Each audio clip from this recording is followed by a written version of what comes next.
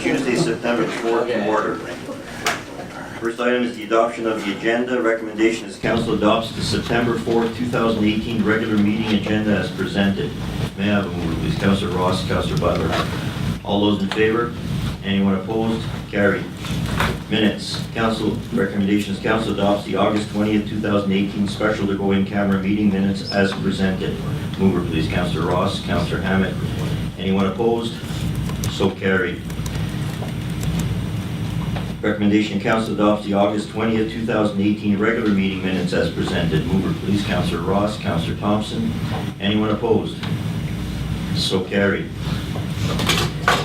Under registered petitions and delegations, subject matter is the Boundary Country Regional Chamber of Commerce. Subject is 2019 fee for servicing quarterly report. Recommendation is that council receives for information the delegation presentation from the Boundary Country Regional Chamber of Commerce. And secondly, that council forwards the fee for service request to the 2019 budgeting process. Move it, please. Councillor Ross, Councillor Thompson. Good evening and welcome.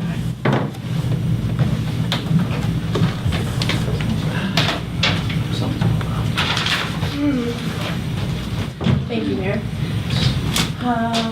you have the PowerPoint, Daniel? Yeah. That's all. Can you send it Right. here? I think it's under.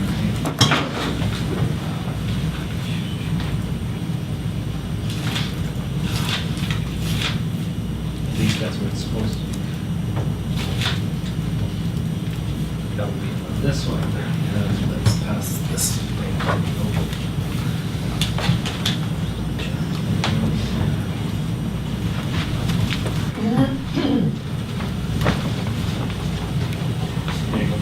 Big button goes forward. Awesome, thank you. We're supposed to. Just trying to get my notes to pull up here, but I'm just going to go through. So this is for the quarterly report we'll start with and finish with the fee for service for 2019. So during the flood, our office was impacted. We lost approximately $5,000 in assets and $10,000 in leasehold improvements. Yeah, let's switch. I'm looking around ahead. There we go. So some of those structural repairs have begun.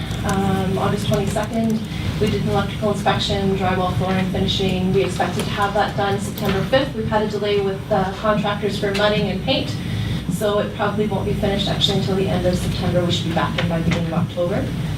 We applied for DFA funding, disaster financial assistance. Initially, we were denied on a technicality. We have resubmitted the appeal.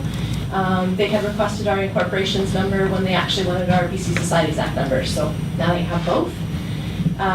We set up a temporary office on May 11th, and I've been operating out of there since, as challenging as that has been. Some of our flood response, we advocated immediately for provincial support, so requests that have gone in for DFA, disaster recovery plan. We contacted and were contacted by High River, Alberta. So Angela Gronewald and Todd Williams provided an assessment and recommendations report on what we can do to support businesses.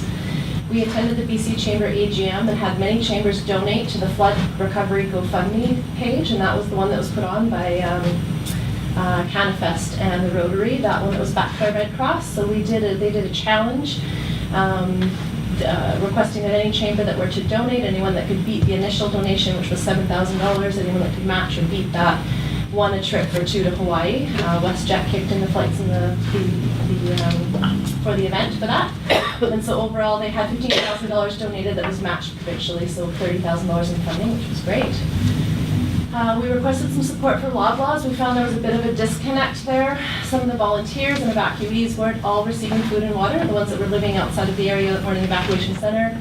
Volunteers were running around that were sandbagging, needed some support. So BYLAWS kicked in some reefer trucks, those refrigerated trailers full of food. And we had volunteers, so Rachel Warner, Gabe Warner, Brett Swope were running around food and water using trucks that were donated by AM Ford to move things around. And so they also provided us with a shuttle van, and that was to get volunteers to and from sandbagging sites as well as all the different meetings. AM Ford has extended that now, We're doing a month-by-month request, so they extended to the end of August. Right now, we've extended to the end of September. There were ad campaigns put out that were covered by AM Ford up to $15,000, and that was in the Preston Valley and Kootenay area, again requesting support, donations, and volunteers to come out and help support the area. We've taken an active role in the Economic Recovery Committee with our team lead Jennifer Wetmore at Community Futures. We're currently working on a recovery response plan with Community Futures, the Downtown Business Association, and the City of Grand Forks, looking at that events coordinator, some business supports, and billboard mapping that would tie into the Insider app that we're looking at.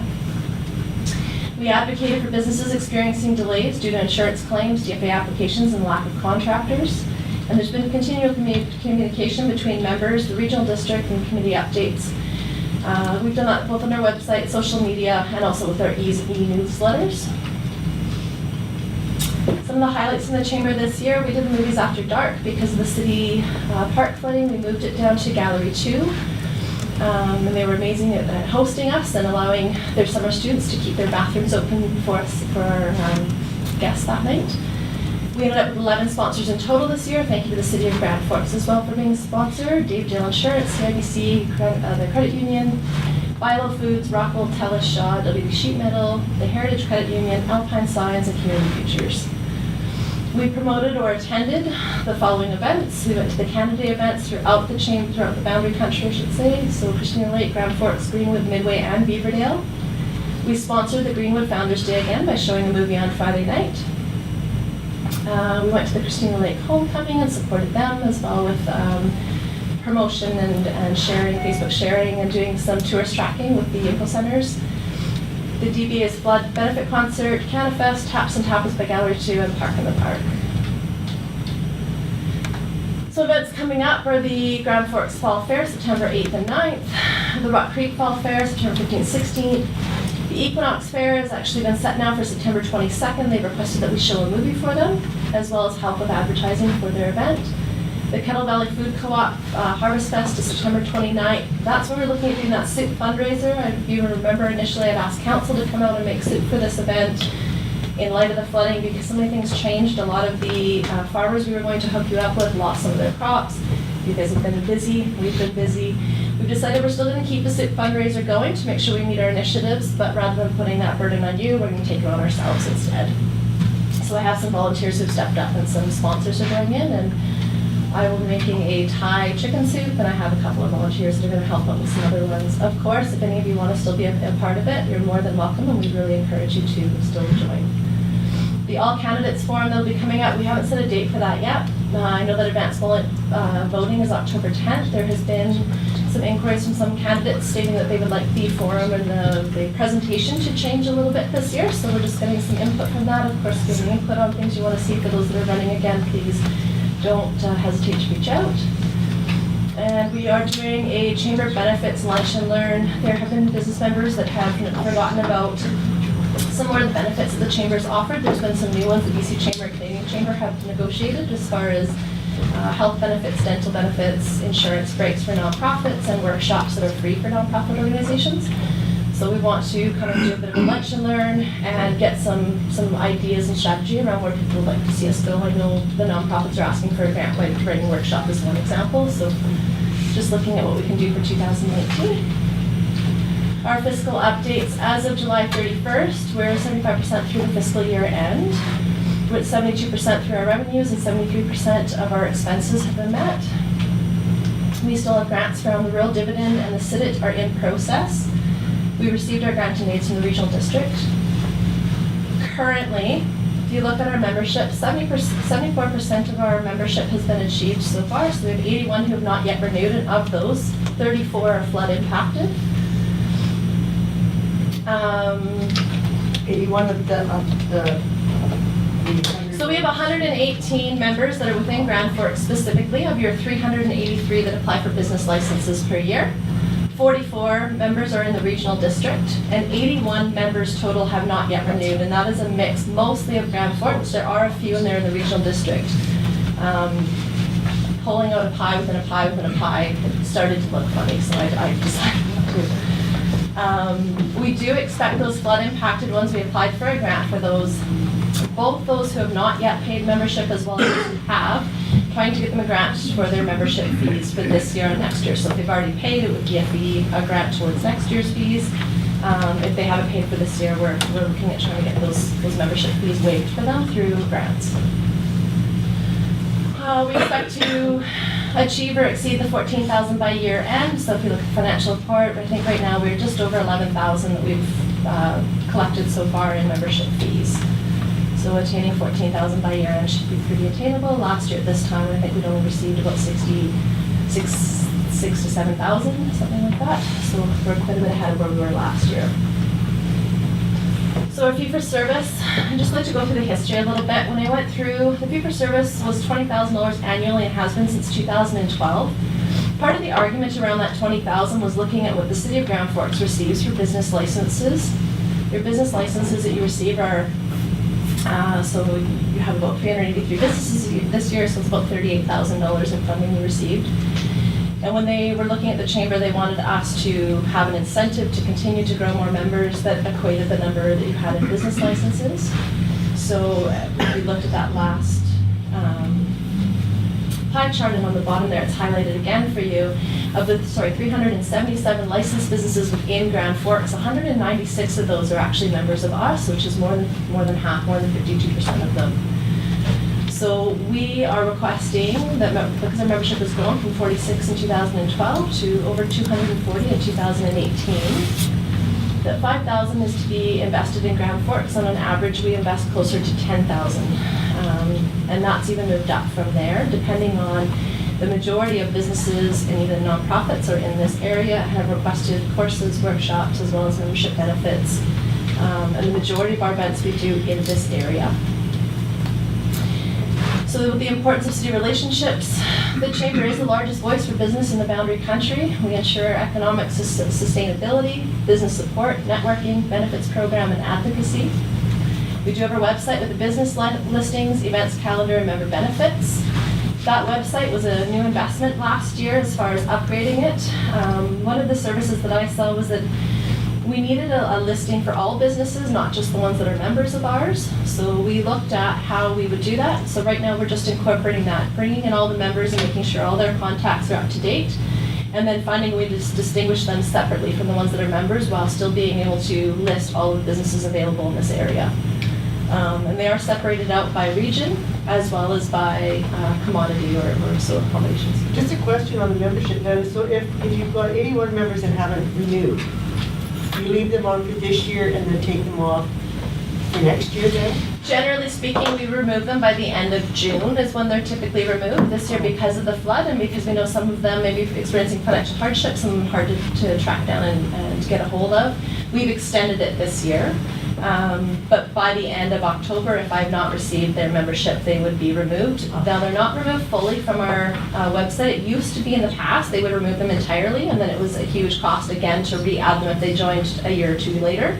So what we're doing is leaving them on there just like a Facebook page. Essentially, you have one, you can activate or deactivate that account without having to load all those fields again. Because that has been a real challenge. With the business listings are logged in and linked in with Google, so that when people are looking, they're trying to track them down, they can get a real-time map of where that business is located. And if the business member that's entering it in happens to put in an extra space or a semicolon, a character that's not recognized, it can do some bizarre things to our system. We did have a couple of things alerted to us over the weekend where that happened. There was some addresses that were inputted in the wrong fields.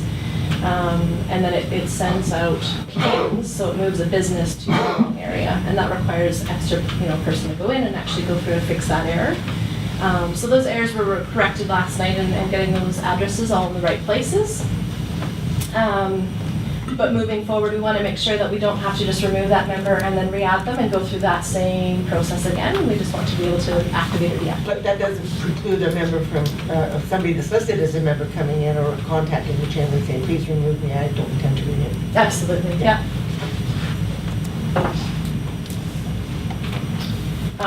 We would remove them, I should say, if they're a business member, we would remove them as a member. We wouldn't necessarily remove them as a business listing.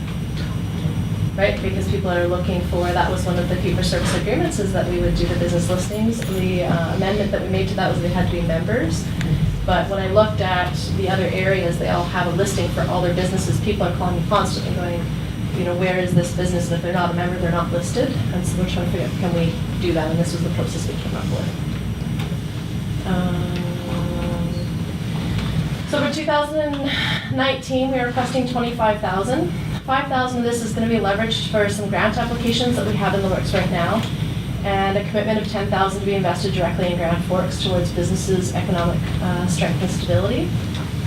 We are continuing to support economic growth and sustainability, actively seeking new opportunities to improve and increase workshops, networking events, and fundraising initiatives.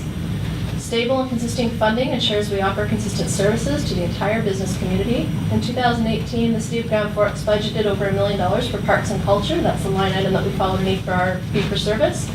We received less than 2% of that, and our requested increase would equate to 2.4% take of that entire amount. I feel like this just went backward, wasn't it? Yeah. Does anybody have any questions?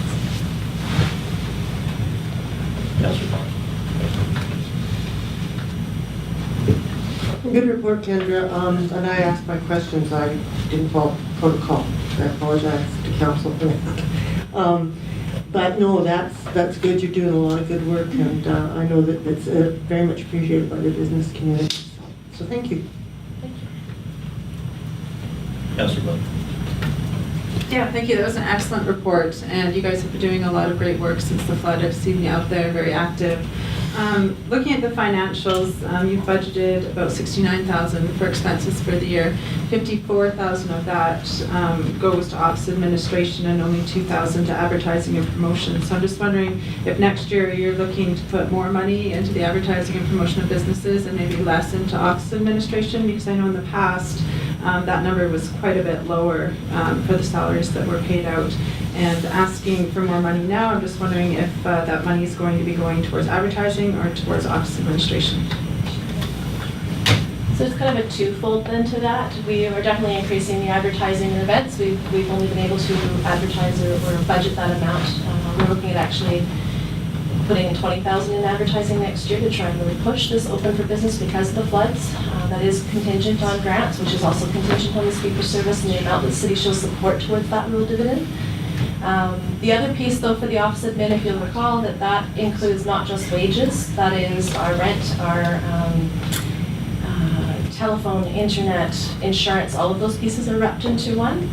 And our expenses for that increased in 2017 when we left Community Futures because it was 2 positions and we lost the office there and had to, all those things increased.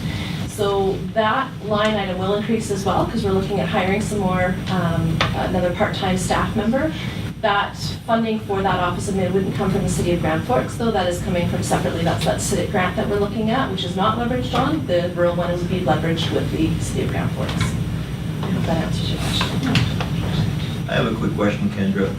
You had mentioned that your fee for service was $20,000 since 2012, but in actuality, last year it was broken down to $15,000. Mm-hmm. So you're requesting a $10,000 increase. I am, yes. Thank you. Councillor Hammond and Councillor Bud. Yeah, I noticed on your fundraising, you've got $12,000 in there. Was that fundraising directly for the chamber, or was that fundraising for flood victims? Because it's showing in your financial statements as revenue. So how did you get that $12,000 in fundraising? Check. So that was done through a request with Red Cross, and that was to help cover the cost of Angela and Todd for coming out and starting that economic impact, so that we had a bit of a report to be able to get some of these grants and look at sustainable, reasonable ways to move forward with business and flood recovery. But the key behind that is seeing that there's some evidence that it works. We didn't want to just trudge forward with a plan of this is what we think will help our business community. We wanted to see what had happened directly after a flood from another community. So we asked for funding from Red Cross, and we had to match that with fundraising dollars. And that was part of that BC Chamber when they did that. There was dollars put directly into that funding, the Rotary Fund and the Cannabis, but there were also some dollars set aside for us to be able to leverage for that Red Cross. Because we don't have a grant line item specifically for Red Cross or for flood, we didn't expect these things. We put them underneath the fundraising piece. Councillor Bud. Yeah, this is a question for your president.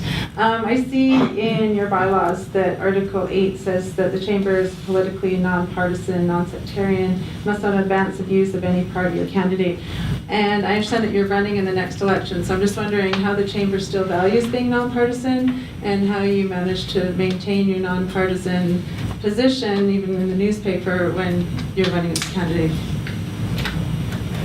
Well, I haven't filed my papers yet, and when I do, according to our bylaws, I will then be resigning my position on the board. Councillor Ross?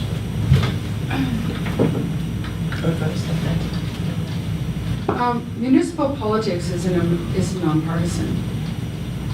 You're not running for a party, you're running as a municipal If there's any official. candidate in the bylaws, it's fine. Any candidate for any elected office, She said she was resigning, so I guess that's what it means. well, it's not partisan. I'll just add to that. So generally, for the BC Chamber, it is nonpartisan, so there are lots of board members and even EDs that run on their local city council and are still part of that chamber. For our chamber, our bylaws specifically state, we could look at changing if we wanted to, that it's for any candidate across the board, so regional district or for any of the cities. And yes, if anyone were to run, they would have to resign their position. Well, it makes sense in here. Just One last question on the monetary issue. What is have you requested an increase also from the RDKB? We have.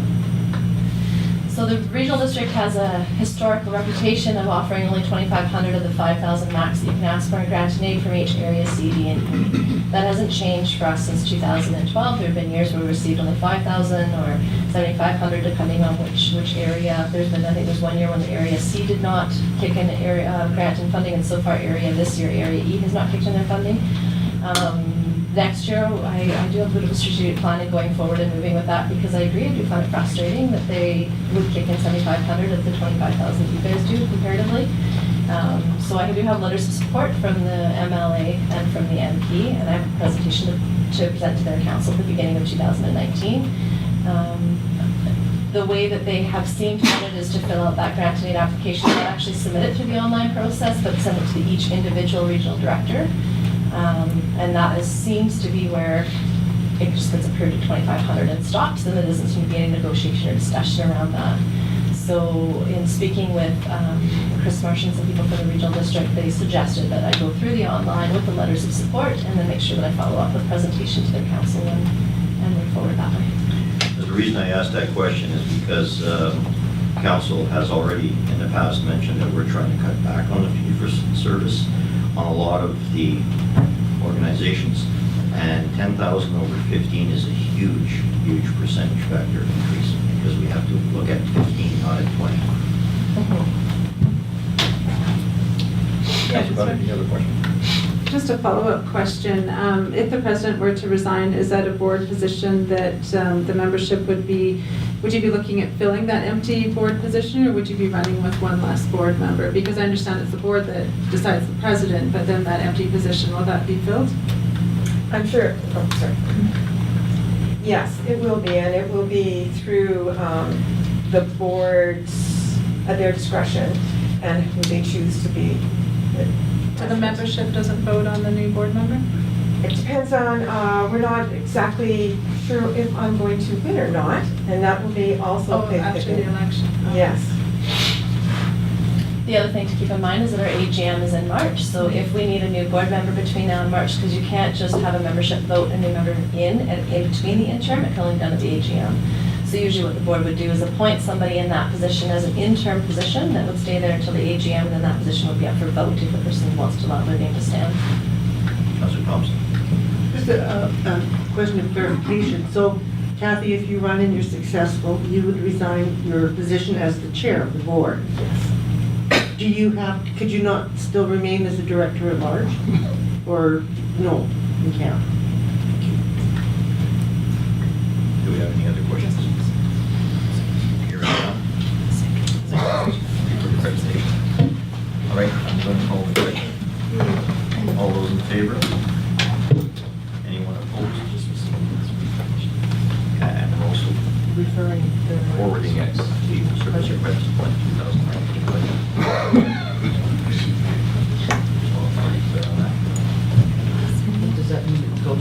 or does that mean it comes back? It comes back. It comes back forward. It comes back. Your worship, it comes in on the budgeting process, and so it's just referred to that Yeah. budgeting process, and then the council of the day will make the final decision on the budget. Okay. So now we have to split up into two resolutions, so. Do you want to have it two Yeah, separate? yeah, if possible. We've done it for all the others the same way. Okay, well then we'll just call the question on the first one to receive for information. We did, and then the second one is that council forwards the fee for service request 2019 budgeting process. For Councillor Thompson, Councillor Ross. Again, all those in favor?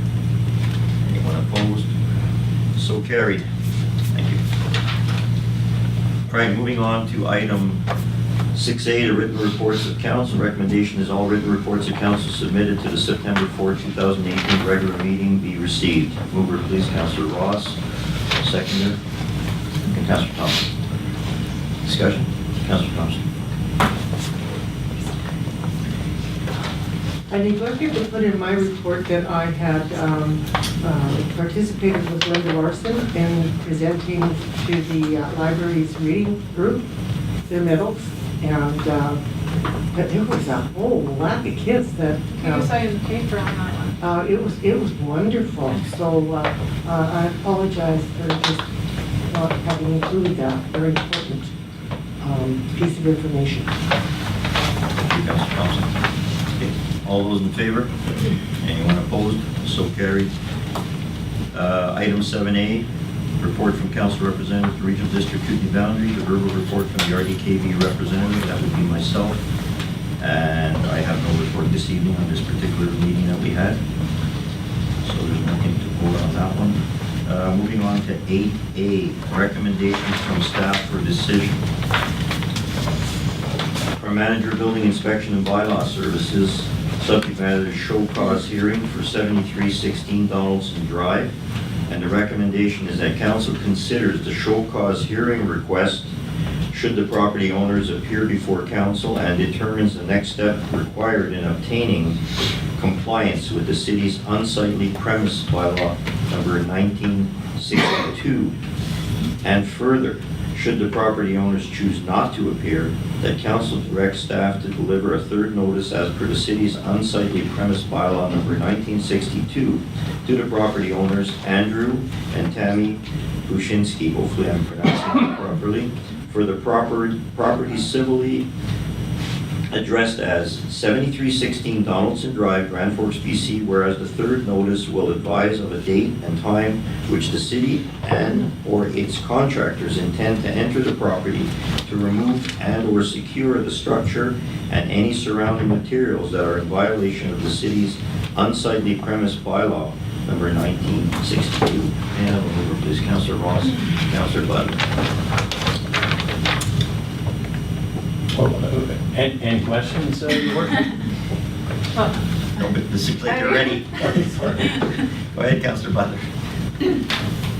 Okay, so there's two properties we're dealing with here now. If I'm facing the street, the one on the right and the one on the left, which one is the first one here that we're dealing with? White or brown? One on the right. They're both black. Yeah, they are now. Because I know one of them, it looks like it's being remediated. Noticed some work going on one of the properties, so I'm just wondering if that's this one or Well, there seems to be only one property identified at this point. Item 8B probably is the second one. Yeah, What we have to do with this one first. that's what I'm asking, which one is it? Well, all right, okay. You know what it is? Sorry. Yeah. Before we proceed, can I Through the just, mayor. can I just excuse me for a second, Mr. Bruce? Is there anyone here in regards to this issue? Okay, thank you. Go ahead, Mr. Bruce. All right. The house that's no longer there, that's just on the foundation, is the house on the south side. That's one that Right. belongs to 7316 Donaldson. Okay. The house that's halfway there used to be brown. It's a bit charred on the outside now. That's the subject of the next a recommendation that's coming up. Not seeing any of the individuals here, but having discussed the matter with the next individual in the recommendation, we can talk about that then. But yeah, I haven't seen this individual, so I would suggest, Your Worship, that we give them 14 days and then be prepared to go in and tidy this matter up. So one of them has started working on the remediation, it looks like, no? Not Not this talk not about it. subject to this recommendation. Okay. Okay, seeing again, there's no proponents here for the address of 7316 Donaldson Drive. Okay, so the recommendation has been put forward. I'm going to call the question. All those in favor? Anyone opposed? So carries. Okay, moving on again from our manager of building inspection and bylaw services, a show cause hearing for 7346 Donaldson Drive. Recommendation is that council considers the show cause hearing request should the property owner appear before council and determine the next steps required in obtaining compliance with the city's unsightly premise bylaw number 1962. And further, should the property owner choose not to appear, that council directs staff to deliver a third notice as per the city's unsightly premise bylaw number 1962 to the property owner, Darrell McNevin, for the property civically addressed as 7346 Donaldson Drive, Grand Forks, BC, whereas the third notice will advise of a date and time which the city and/or its contractors intend to enter the property to remove and/or secure the structure and any surrounding materials that are in violation of the city's unsightly premise bylaw number 1962. May I have a mover, please? Councillor Ross, Councillor Thompson. Any discussion? Go ahead, Mr. Bruce. If you wish, Mr. Mayor, I did have a discussion with this individual last Friday who has expressed some intentions of removing as much as possible down to the point where he could possibly reconstruct. There's some insurance difficulties with this individual, and it is our hope that that particular property will be appropriately tidied up and that this individual is able to reconstruct as best as possible a new dwelling on that property. That being said, I believe we would still like to keep this in the stream of the 14-day probability, and if there's anything we can do to assist, we will. So you had mentioned there seems to be a problem with the insurance on this situation. So has there been any confirmation of this by the insurance company to the city?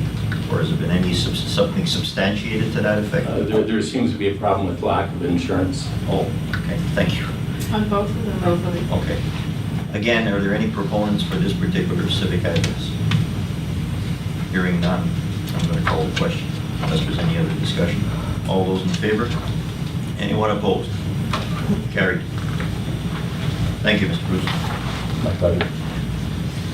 Okay, 8C.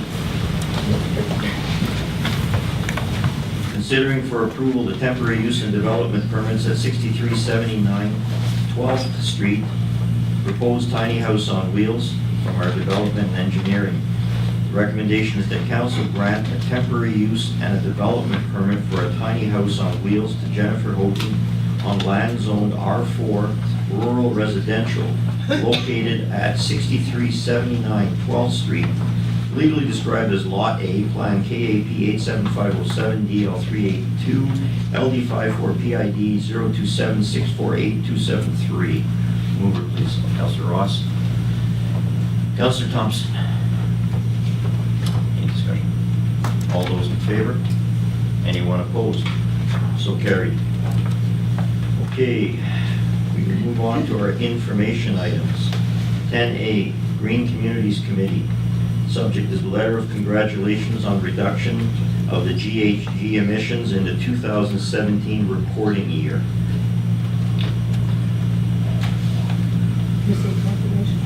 We don't. No, we're just going to move on. Oh.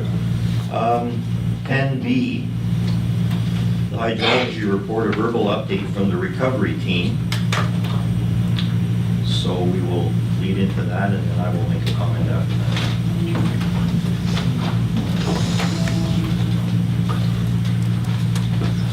Thank you, Mayor Condon. Just very briefly, Graham Watt, Recovery Manager.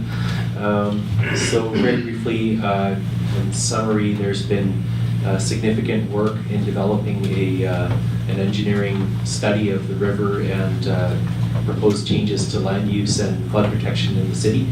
And as a result of those discussions, council came to an in-camera discussion today specific to different neighborhoods and overall the approach that would be advocated. So we have information on the report on the recovery options and survey results, and the intent is that this is made available for the public meeting tomorrow night for a thorough discussion. Does the information officer have any more information for that? Sure.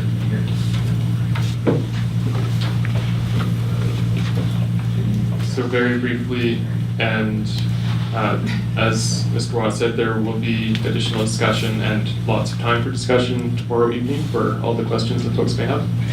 But these are the resolutions that were passed by council, and they speak for themselves.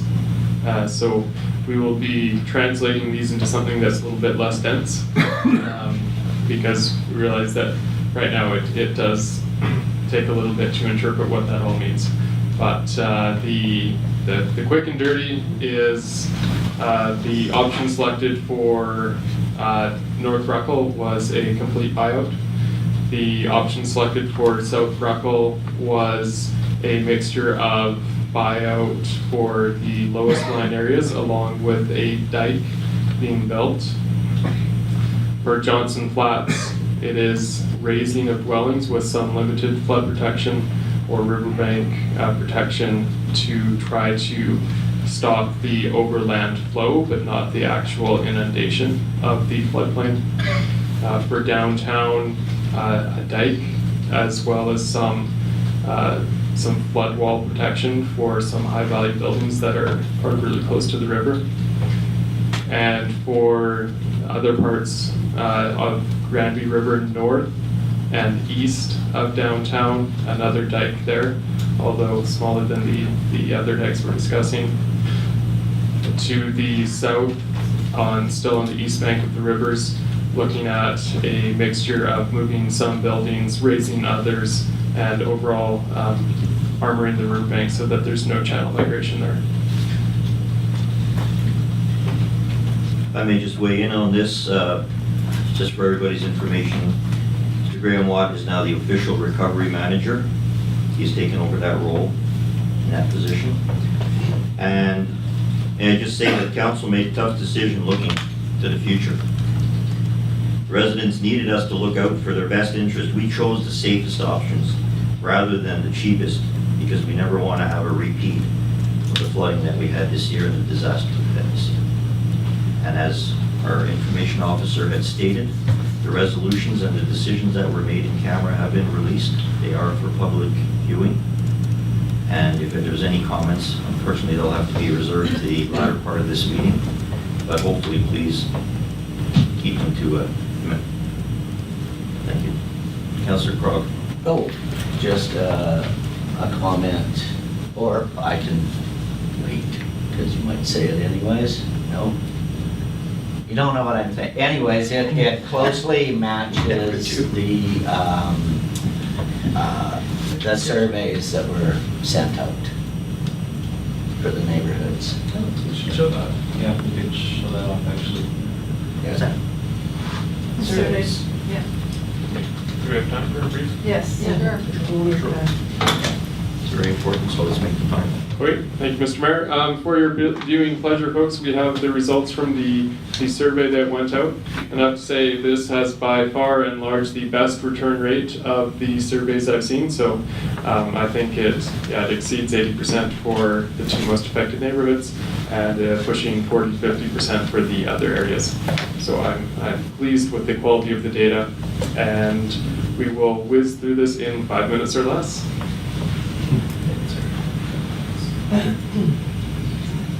That was really good. Did you get that, Kate? So we did a few revisions to the address list and we made a few mistakes with it going out. However, that being said, we're confident that we did mail a survey to everyone that was on our our list, which was about, all told, 300 combination of business owners and property owners. There were some attempted, let's put in 2 or 3 surveys, and we caught those and filtered them out.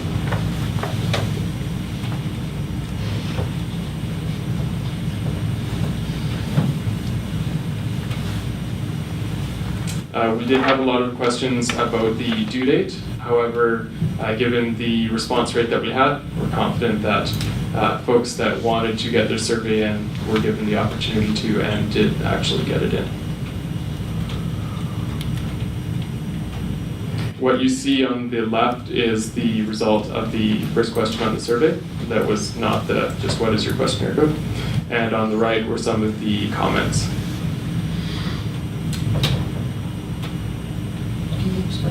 So the question for North Ruckle was, would you like to be bought out, or would you like a setback dike to be built and to have your houses raised? And so predominantly folks wanted to be bought out. The other category was the second most popular choice, and which was somewhat surprising, but folks felt that they didn't want either of those 2 options, and so put in other, and there was a small minority that wanted to remain in the community and have a dike.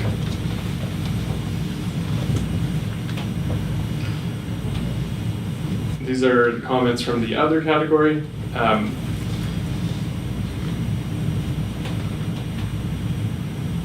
The one that stood out for a recovery manager was cautious haste and fair settlement, which is what we're trying to do. South Ruckle was very split. And so you can see the dominant opinion was to have a dike and to remain in the neighborhood, with another good chunk of people that wanted to be bought out. And of course the other category.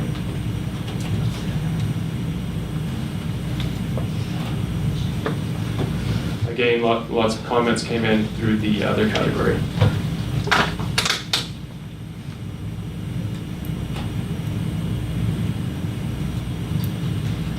Johnson Flats, the way this question was is how well will the proposed solution meet your needs, because there weren't 2 big options for decision in Johnson Flats.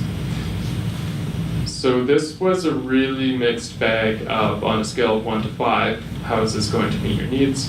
It seemed that lots of folks felt it kind of would, or really would, or wouldn't at all, and it was normally in a survey distribution you'll see the bell curve, so you'll see a peak somewhere. There's no real peak in this data. You know, if you were to call it a peak, even though with such a small number it's hard to say it is, it would be somewhere around 3-ish, which is kind of a lukewarm response to what was proposed, and so we'll have to look further into why that was, but nonetheless, there was no big decision, option 1 or option 2, it was just, is this going to work? Similar story with downtown, although far different distribution. There were lots of people that said that putting a dike downtown would not meet their flood protection needs at all, which I am interpreting based on other conversations and feedback from folks downtown is that it has to be a dike and additional improvements to the storm and sewer infrastructure so that there's no backflow there.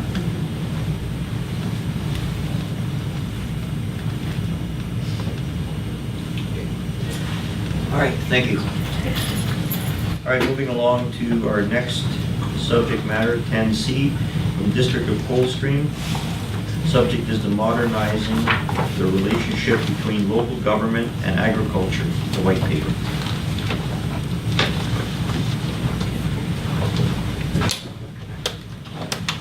All right, now moving on to 11A, bylaws. I just do want to say a little something like that. Go ahead, Councilor Ross.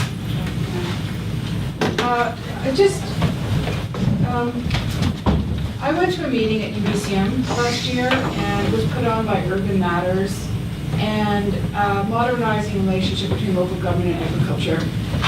The only concern I had about it was really, and I can understand, it was nutrient loading on land where there's been urban encroachment on urban land, or urban encroachment on farmland.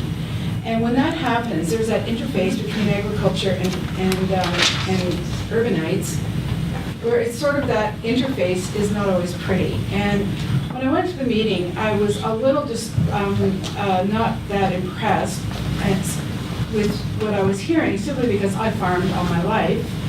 And when you have urban encroachment on rural land, often you have people who love the idea of living in rural communities, but then farming can be a little stinky and messy and dirty, and they started complaining about it. And there was a little bit of that in this, and I just think we really need to be careful about it. The Right to Farm Act, there's a reason that we have a Right to Farm Act, because it protects farmers from these complaints. So I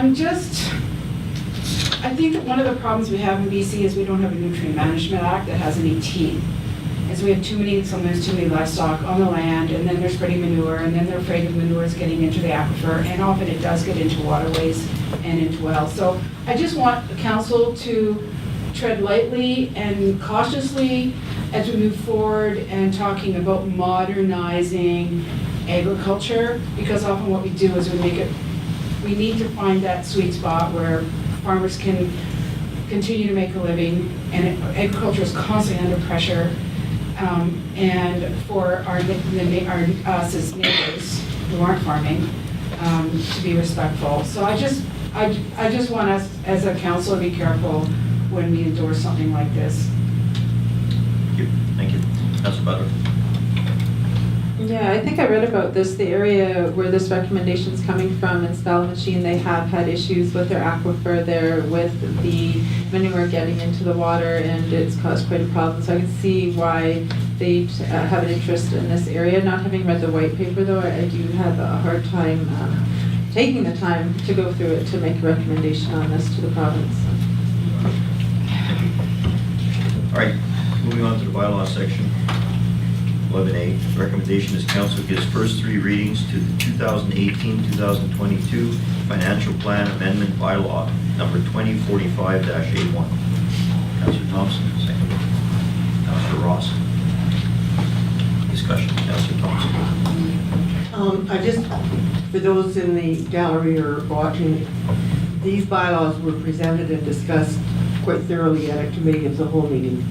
So if it appears that we're going through lickety-split, it's not because we haven't discussed it. We already have, and this is just the formality.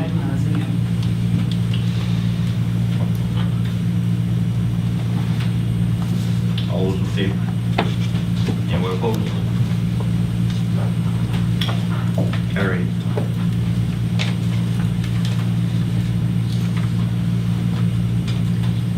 Bylaw 2049, 2019 annual permissive tax exemption from our chief financial officer. Recommendation is that council gives first reading to the 2019 annual tax exemption bylaw. Final reading.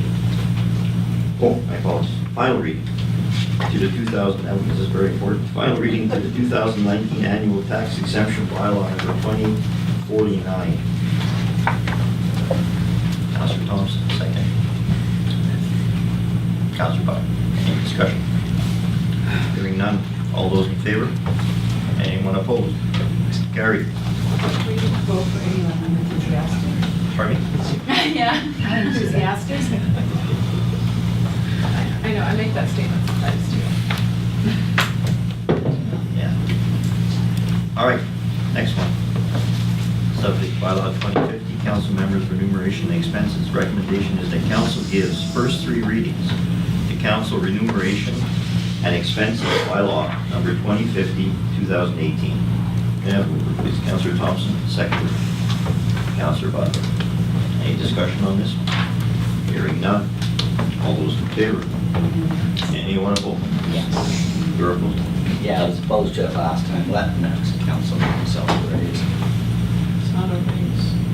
No, not a raise. Actually, I'm opposed to it too, because I was opposed at the last No. one too, so.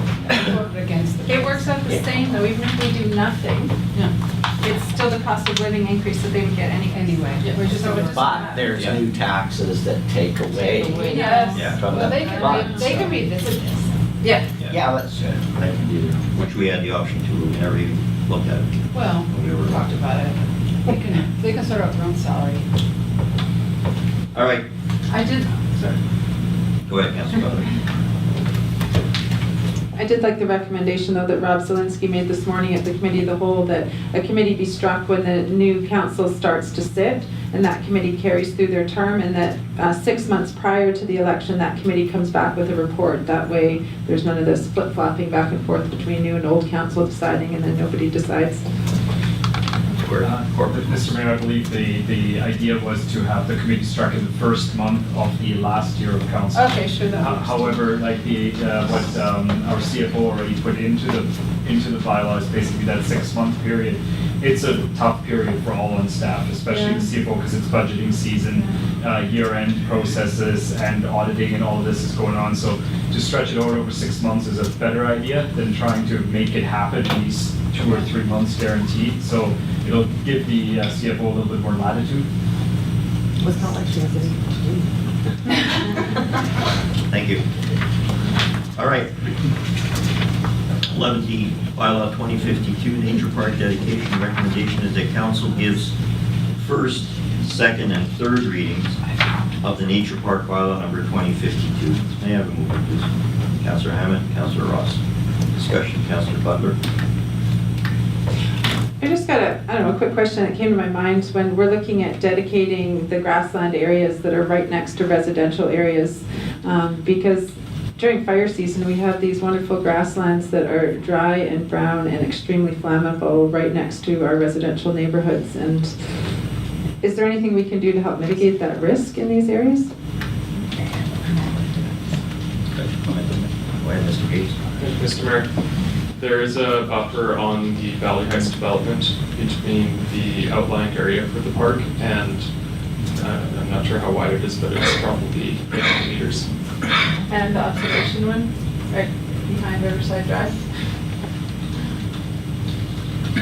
I would have to look at it again. Certainly, we could look at a fire smart plan. Yeah, that'd be a good idea. At this point, I don't think that dedicating it as a nature park would preclude it from a risk to public safety.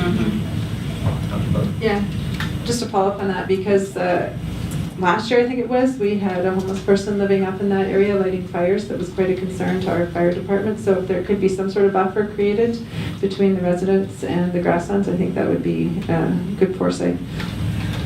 Similar to that would also apply then to other landowners, private owners, properties that do not maintain. We've already gone down that avenue many times, but nothing's been put forward to safeguard against fires on those. Only a matter of time.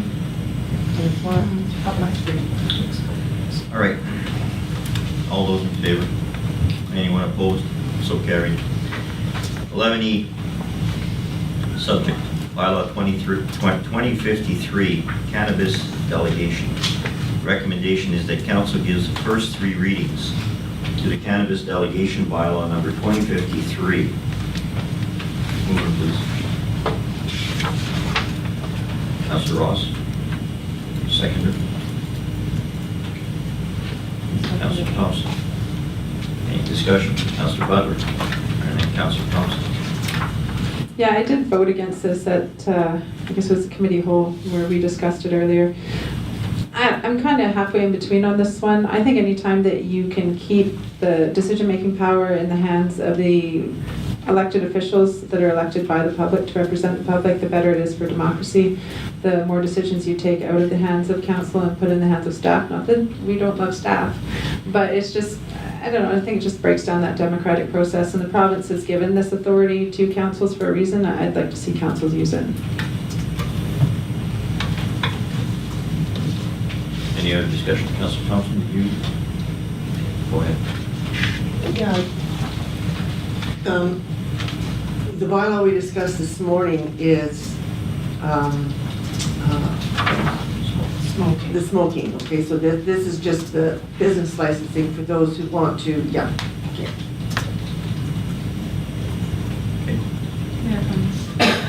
Ross?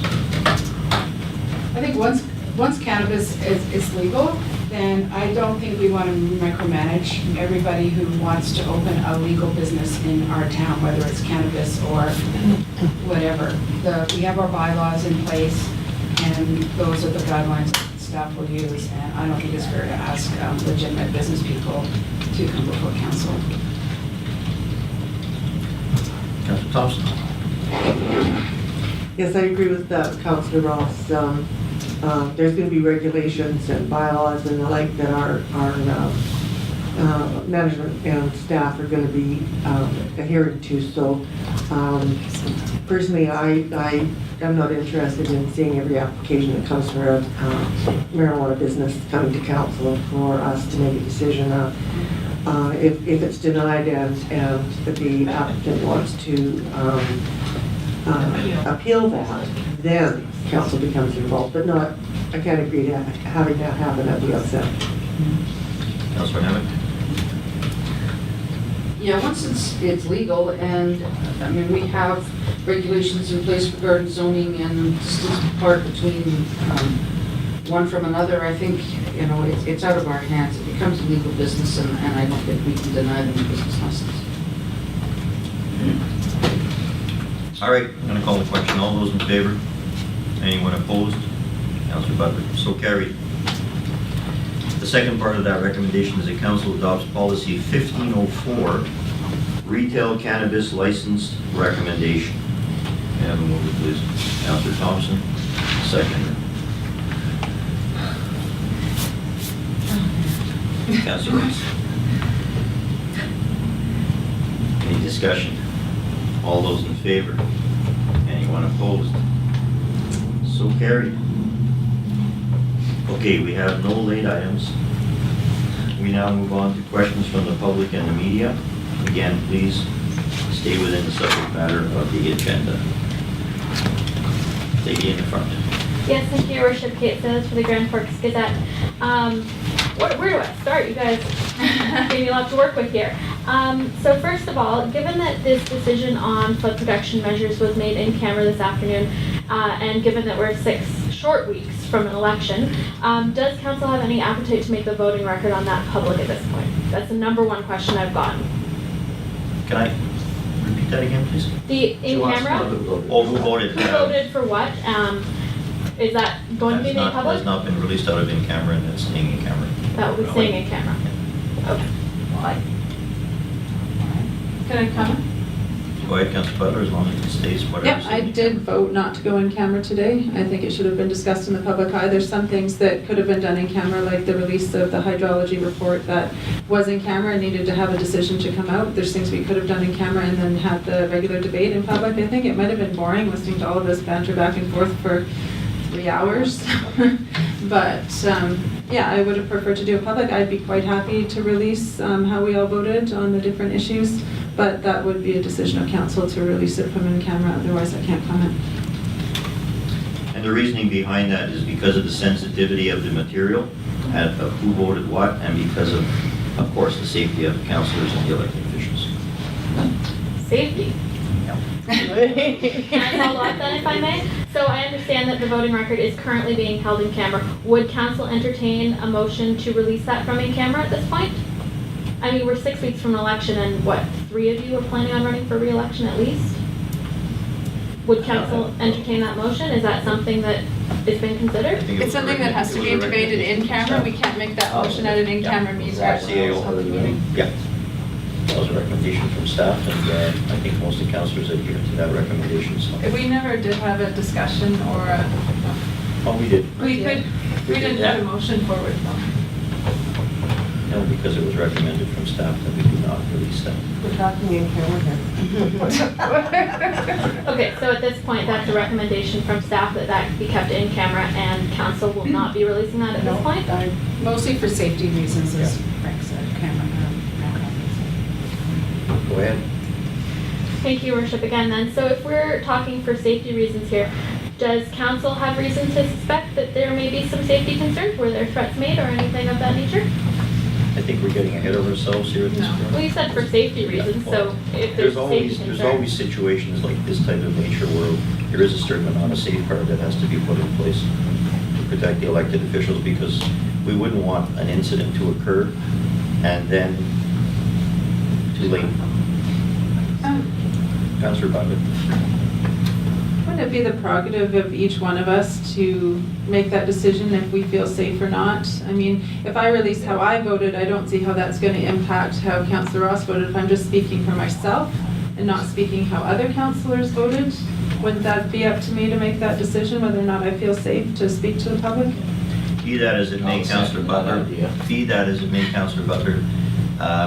The question is still remains. It's in camera and it stays there. Thank you.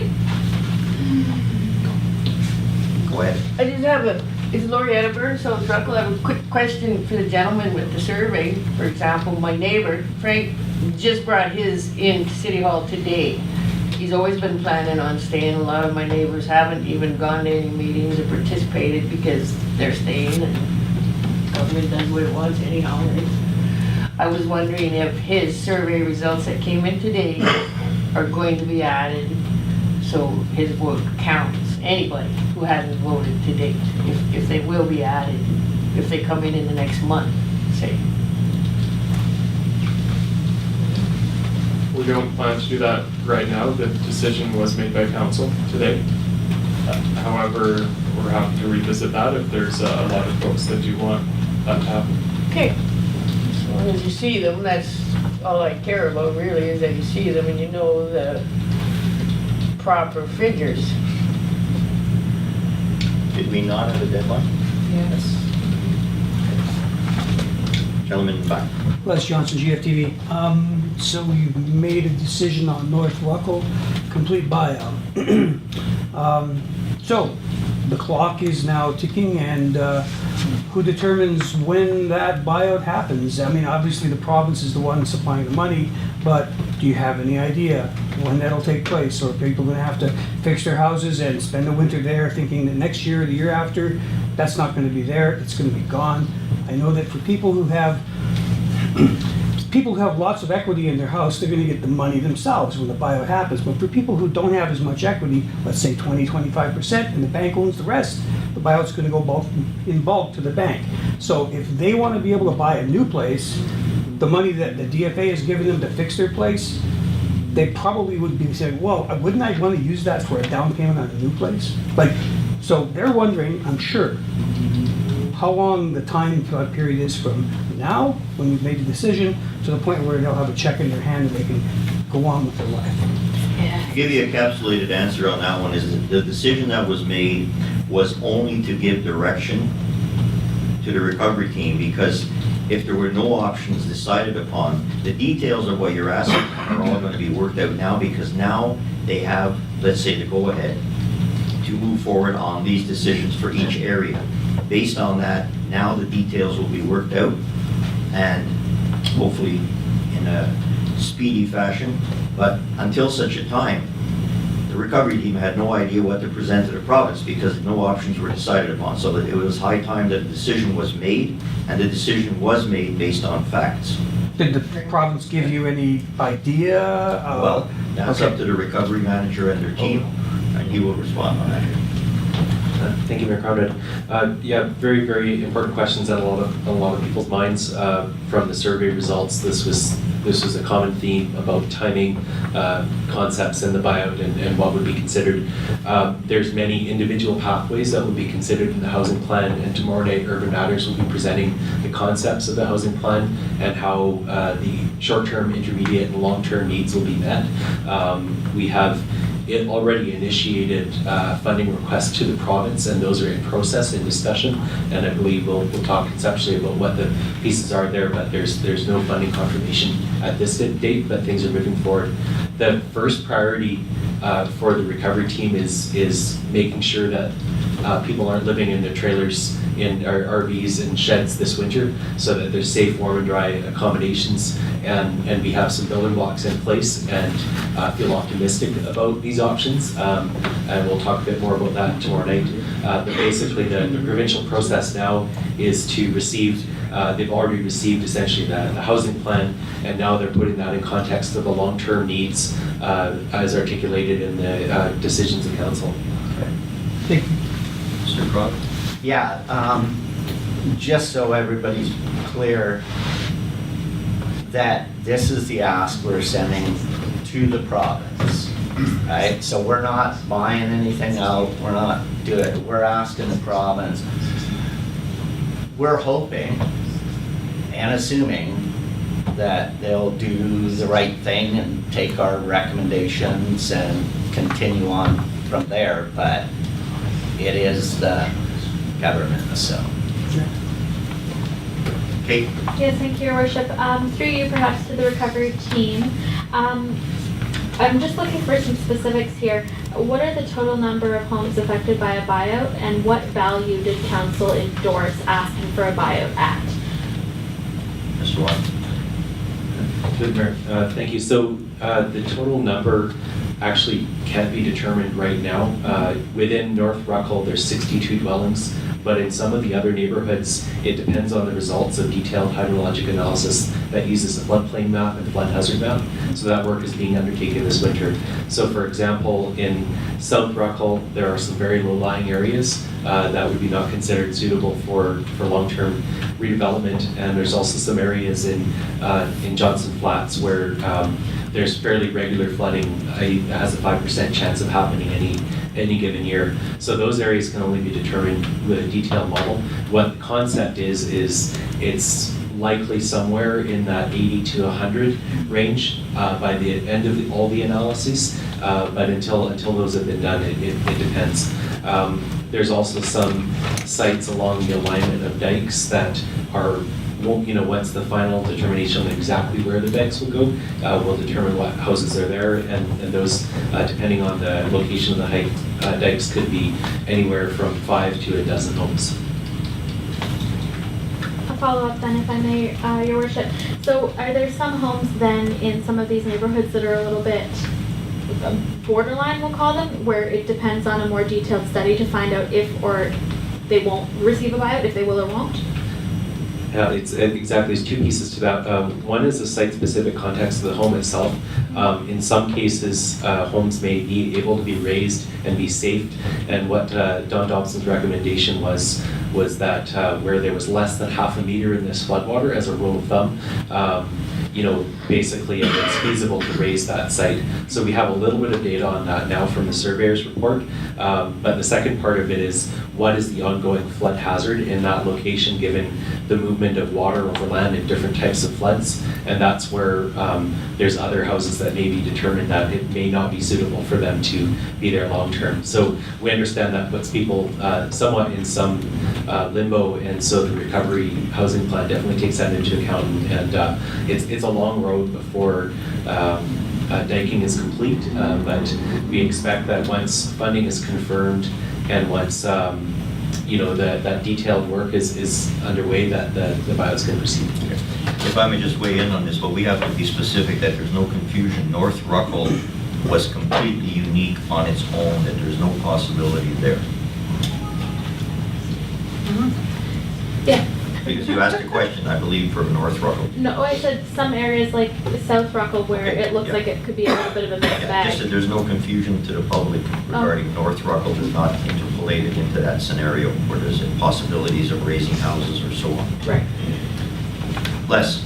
Okay, given the answers that I've heard since I asked my question, that leads me to believe that because you're not going to go, oh, well, we want a buyout for this, and then we'll get to you with province for a buyout for the rest. You're going to go to them with an ask for a buyout for 80 to 100 dwellings, possibly 62 of which are in North Ruckle. So what I'm curious here is that the people in North Ruckle who know for sure they're going to get a buyout, maybe a relocation, but they're definitely going to get a buyout, their clock doesn't really start until you have decided the other dwellings in the other areas that will, or is that not the case? No.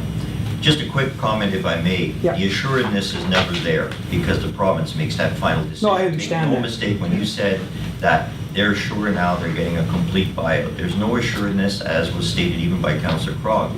make no mistake, it's subject to the province approving. I do understand that. What I'm trying to get at here is, No, I understand that part. does the clock start ticking for all the houses once you guys finally go to the province and say, this is what we need for a buyout, this is how many properties there are? Or is it, well, we know for sure all these properties here are gonna have to go through a buyout, so let's get that underway while we figure out what the other 20 or 30 might be? Is that what the timeframes will start to look like? Through the Mayor, thank you. That's one piece of it. The other piece of it is the replacement housing plan, which also takes some time to ensure that there's suitable dwellings and options available for people so that we don't lose 62 families from the community. So Urban Matters is looking at all the availability of all the land, and we'll have housing concepts in place. So basically they making sure that there's a smooth transition for that, but obviously initiating the buyout as soon as the funding is confirmed and an appropriate buyout process is designed, then that's I think the preference that would be discussed. And also there's the insurance aspect of it too, because insurance, according to the IBC, does not basically allow you to rebuild somewhere else. So that has to be dealt with also once the buyout scenario is confirmed by the province. There's that issue, but I don't believe that the federal government is going to have an objection to that, because if the whole area is deemed non-residential suitable, I believe they'll have to go back, because in BC, you cannot reconstruct your house on another property other than the one that your house was on. For those of you that didn't know that, that's part of the IBC, Insurance Bureau of Canada. Okay, so. So there's many issues, in other words, as you can well imagine, that still have to be dealt with. I heard all that, but I'm just curious in terms of the people in North Ruckle who are looking at this and they're wondering, is their process going to start independently of South Ruckle and Johnson Flats might buy out? Or do they have to wait until you guys have gathered all the data and go for one big thing? That's it all. Hopefully you can do it by that area, because that's unique and it can be handled on its own. Thank you, that's all what I meant. Unless I'm incorrect. That sounds good. Okay. Kate? Yes, thank you, Your Worship. Through to maybe whoever can answer. All of the resolutions on the screen there, does council or the recovery team have a dollar figure on that? So what is the actual dollar ask of the province? It will depend a lot on the engineering. Do we have a total? Best guess even?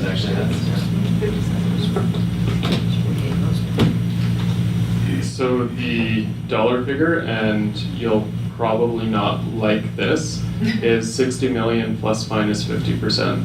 Okay, so we're either dealing with 30 million, 60 million, or 90 million. And so that's the nature of Class D estimates, which is what we have right now for the flood protective works, as well as a lot of the other work that would need to happen. Yeah. The next step, or one of the next steps in the process, is to refine those estimates so that instead of plus minus 50%, it'll go down to 15%, and then probably not go much below that, but nonetheless, that's... To discuss the monetary issues right now is a little premature, because there's a lot of detail work that still has to be addressed before we even get that final number, because engineering, et cetera, so. Well, the team needed direction Yeah. on which way council wanted them to go. And so we're going to advocate for the buyouts, Yeah. pre-flood market value plus improvements, and that's all we can tell you. We're gonna ask for the moon. Yeah. Well, Because as I mentioned in my earlier statement, it's not the cheapest avenue. We're looking at the best creative avenue. So I think the monetary aspect right now is really not of any importance. We're not It worried holds about no, the it holds no real value right now to discuss the monetary part of it. We didn't ever say, oh, well, that would be cheaper. Yeah. We always said, Right. this would be best. Well, exactly, but I mean, when you're dealing with the buyout of potentially 100 homes, the first question that a lot of people ask, maybe not people in North Ruckle, but people everywhere else are going to ask how much that costs. So fair enough. Yeah, I'm good on that. Lori Edinburgh, And it's regarding the residents of North Ruckle who are gonna be hit really hard with this. The ones that want to stay, maybe the city could consider offering them some sort of trade with the property in South Ruckle, where the owner doesn't want to stay, but the home is fine and can be fixed up. Maybe, you know, you can consider that for them, an offer to them. There's lots of creative options. Lots of creative options. Okay. Sorry, I thought of my other question. So potentially, what costs could this be to the city? I understand, but the first thing people think when they hear numbers like that is, oh my God, my taxes. So would this come to any cost of the city? Definitely be cost, but Nothing of any grave scale, because that's the reasoning why it's subject to the province. Yeah, just to put it out there for people that they don't start to panic. No. We're not This looking is at the a- city. This is a provincial and a federal ask, Yes. not a tax ask. Yeah. Yeah. Because the city would not be, or the corporation would not be in any position to even entertain any of these kind of costs, because it would go bankrupt in about a couple of seconds. Exactly. Thank you. Gentleman in the third row, I believe. John McNamara. Just had a question with regards to the survey that was distributed to businesses. I sent everyone an email late yesterday, and Yeah. I apologize for the length of it. A lot of words is not something that I'm unfamiliar with. But, pardon me, I've got frog in my throat. Smoke. The survey that went out to the business community, I completed it as soon as I received it, but the issue that I had with the, with the survey was that the questions that were asked were related to, do you need temporary housing? They weren't actually related to the flood mitigation plan for the downtown. And as an example, our building has a building owner entity and 2 businesses, and we only received 1 survey. I know of other business owners downtown that didn't receive a survey, and others who saw the same thing I did, that this has absolutely nothing to do with the downtown flood mitigation plan and didn't bother to fill it out. So I'm not sure that the survey results that you got for the downtown, the way they were presented there, actually provide any information about how business owners feel about it. I attended the public meeting on the 7th, and I had lots of questions, like there's a lot of information thrown at us at one meeting, and it takes a bit of time sometimes to walk away, digest that information, and feed it back, and there really wasn't any avenue for that, and that survey certainly didn't achieve that. Then it only went to landlords.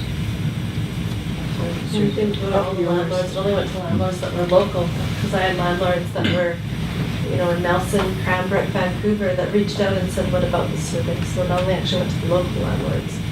And not like within our building, we've got 4 tenants, and it only went to our landlord who's in Nelson, and he didn't actually get it.